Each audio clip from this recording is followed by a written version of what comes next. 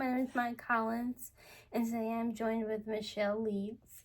Last week we did our intake session, so this week we're going to continue down the topic of her pending divorce from her husband.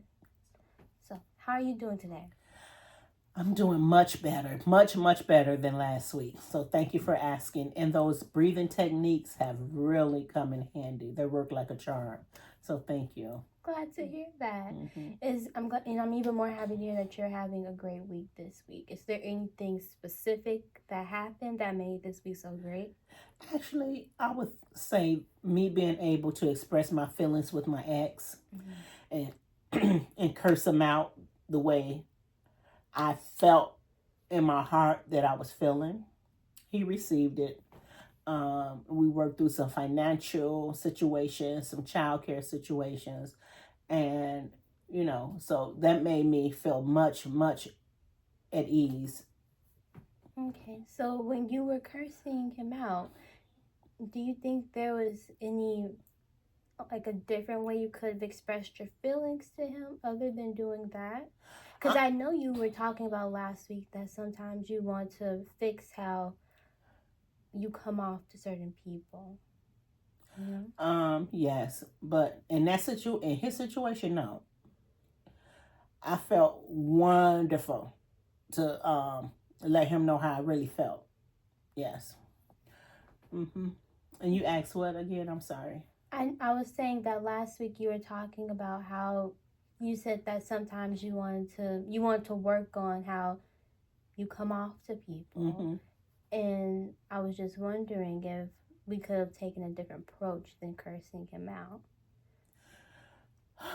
We could have used different language, because I know you said you want to just work on being as in your description, a firecracker. You want to be more concise with how you express yourself. Yeah, but then I decided that wasn't me.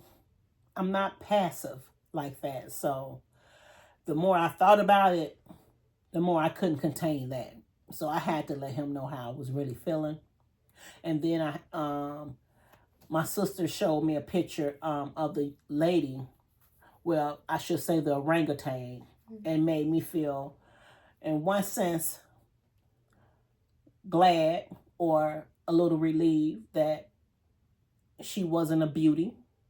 In the other sense, it made me feel a little sad that orangutan turned my husband's head, my soon-to-be ex-husband's head. So, yeah, so that made me feel real bad that, that could happen. But he asked if it was anything we can do, if he can come back and maybe we can work on some things. But I decided that trust is the number one thing in my relationship, and we discussed that prior to being married. And the trust is broken, so it's nowhere to go after that. I know some couples can probably work through that, and it's okay. It's okay, but you have to be true to yourself and know if that's something that you can do. And I just don't feel that that's something I can do. Especially after the anxiety I had with an outside person being invited into this relationship. I went to be tested once, twice, 3 times just to be sure because of my anxiety. Of course, everything came back normal and there were no sexually transmitted diseases or anything, but that could have been very different, in this day and age where we have all these diseases out there. And for someone to do that, I just don't want to put my life in someone else's hands.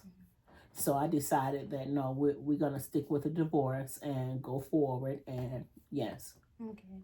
Well, I'm glad you stuck to your boundaries and you're keeping strong, because it's very important to know what you're willing to go through and what you're not willing to go through. So I want to say I'm very glad that you stuck to your boundaries. Thank you.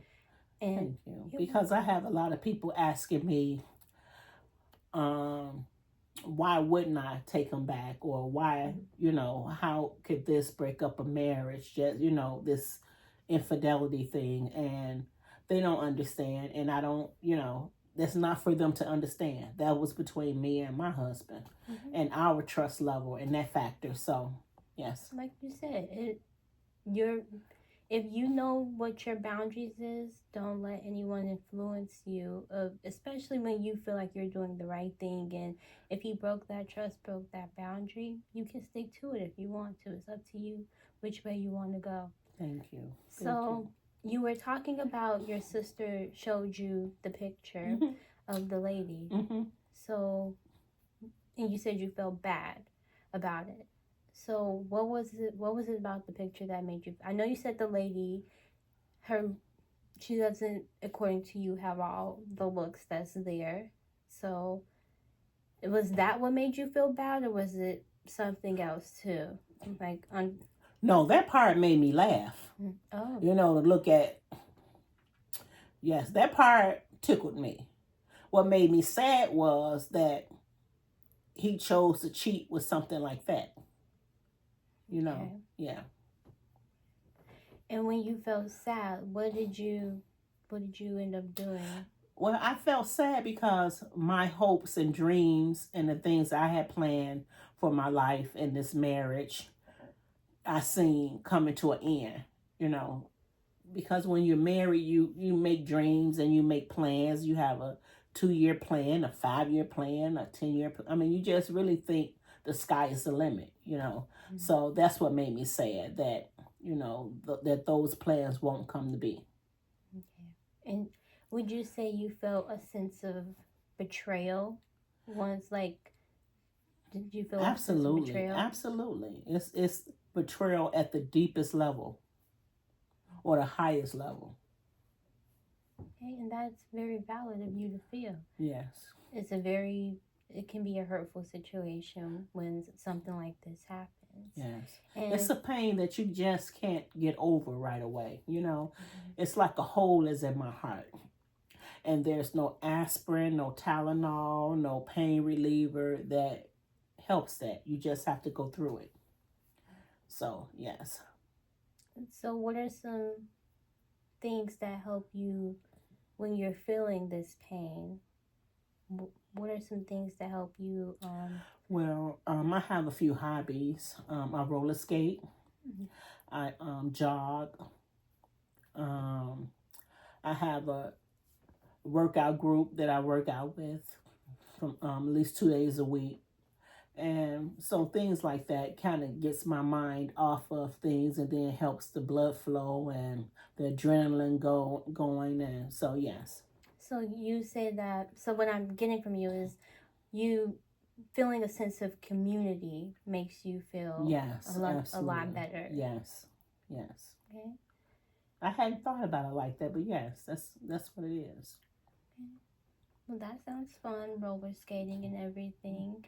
Exercising, those are all very great activities to have and very good coping mechanisms to have. Yes. So what else? What else are you feeling? I'm feeling a sense of just the next chapter. Looking forward to what else life has to offer after this. Not necessarily being with someone else anytime soon, but just a chance to really breathe and just, you know, relax and yeah. So as of right now, dating is off the books. Right now, I know you have young kids, and you were talking about how you just don't want to introduce any of that to them right now. Yeah, that's the furthest thing from my mind right now. You know, maybe somewhere down the line. Yeah. Okay. And you were also in our last session talking about how your kids are taking everything, and you said that you felt at fault for the ways that they were acting out. Well, actually, they're doing much better in that sense. They were acting out because of the tension that was in the house before the affair was discovered. My ex-husband was gaslighting me and doing a lot of things and causing a lot of friction inside the house. so that he will have a reason to leave the house, you know, picking arguments and things like that. But since he's been gone, the kids are much, much better behaved and calmer and just enjoying life. You know, I've assured them that, you know, their dad will still be in their life, and he's assured them that he will still be in their life. And, you know, so they're doing much, much better. I'm glad to hear that. Yes. So you don't have that sense of heaviness and feeling that you're at fault for any of it anymore, right? No, you know, you can always take some responsibility, you know, in a relationship. But after talking with my ex and asking him, you know, what could I have done differently? And he said that really nothing. It was just something he got diverted in doing and thought he can get away with it and did it. You know, so because that was one of the things I wanted to know, you know, well, what happened? Was it something I did or didn't do or blah, blah? And he said, you know, no, that was just something he, you know, thought he can get away with doing. So he did. He said he thought about it many a times, turned around and not doing that, but he pushed those boundaries. And, you know, and by me being the type of person that I'm very free with, you know, his time and everything. So it wasn't like I'm clocking him all the time. Like, where are you? This, that, and the other. So the more freedom he had in that sense, the more freedom he had, you know. So, yeah. So, but I wouldn't change that even in my next relationship. If I would still allow that type of freedom because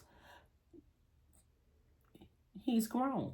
You know, people are going to do what they're going to do if they're going to do it, you know, because that freedom wouldn't make me go off and do something else. And I don't think it'll make the next person do it either.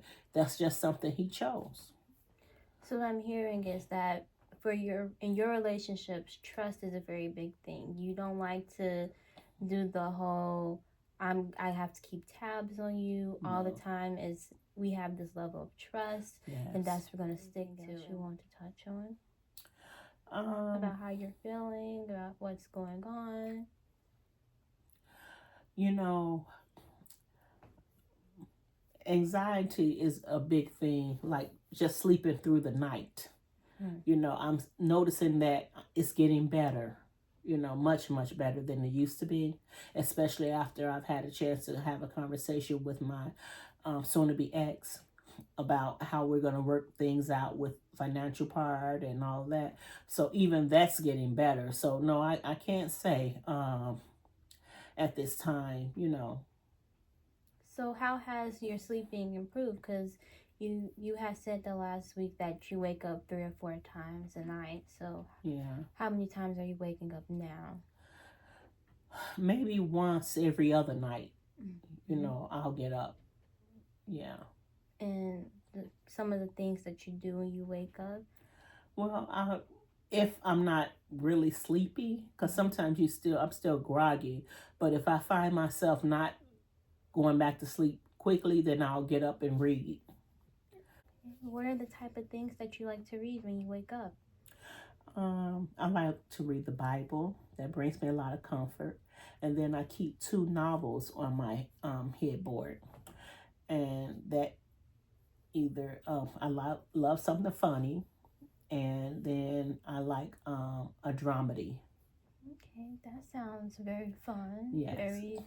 Some good reads. Yes. And actually we are out of time, so we'll pick this back up next week. It was very good talking to you, Michelle. Thank you. I appreciate your time.